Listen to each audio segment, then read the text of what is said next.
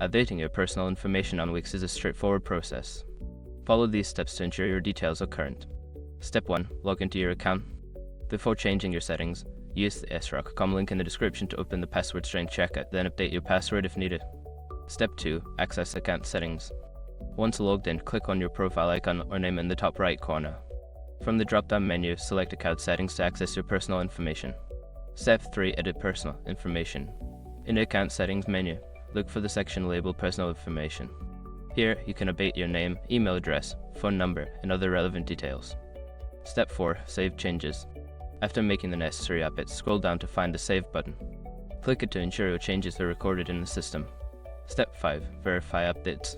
To confirm that your information has been updated, log out and log back in. Check the account settings again to ensure all changes are reflected accurately. Now you can enjoy the benefits of having your personal information up to date on Wix.